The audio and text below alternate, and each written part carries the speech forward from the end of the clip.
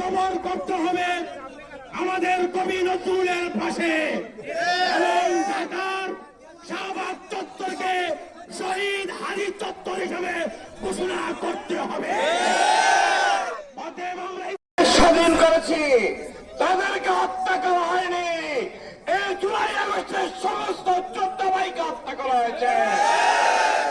আজকে জুলাই আগস্টের মতো আমাদের নতুন করে শপথ দিতে হবে, যতদিন পর্যন্ত হাদিকে যারা হত্যা করেছে, যারা কারিগরিতে জড়িত ছিল, হাসিনার পাতালগরী ভূমিকা পালন করেছে। হাদি একটা শপথ নিয়ে বলছি, যারা প্রশাসনে এখনো ভারতের তাবেদার গাপটি মেরে বসে আছেন, আপনারা সতর্ক হন। আর যারা হাতির হত্যায় সহযোগিতা করেছে খুনিদেরকে অচিরেই গ্রেফতার করা হোক। আর আমরা একজন সম্মুখ সারির জুলাই যোদ্ধাকে হারিয়েছি, যিনি এই ব্রিটিশ সরকারের বিরুদ্ধে অগ্রণী ভূমিকা পালন করেছেন। সে ওসমান হাদি গতকালকে ইন্তেকাল করেছে। ইন্না লিল্লাহি।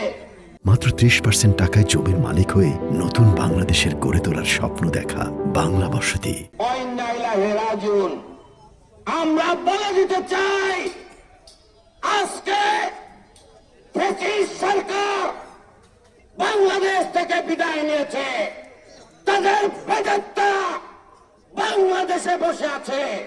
প্রশাসনকে বলবো, আপনারা অচিরেই তাদেরকে গ্রেফতার করুন। বাংলাদেশের স্বাধীনতায় সার্বভৌমত্বের উপর আঘাত করেছে। তারা মনে করেছে ওসমান বিন হাদির নয় দেশপ্রেমিকদেরকে হত্যা করার মধ্য দিয়ে বাংলাদেশকে দাবিয়ে রাখবে, দেশপ্রেমিক জনতাকে শেষ করে দিবে। আমরা আধিপত্যবাদী শক্তিকে জানিয়ে দিতে চাই, আমরা বাংলাদেশের শত্রু আওয়ামী ফ্যাসিস্টদেরকে জানিয়ে দিতে চাই, আওয়ামী প্রশ্নে, আধিপত্যবাদী শক্তিদের প্রশ্নে সারা বাংলাদেশে আজ এক হয়েছে। জামাতকে হত্যা করা হচ্ছে।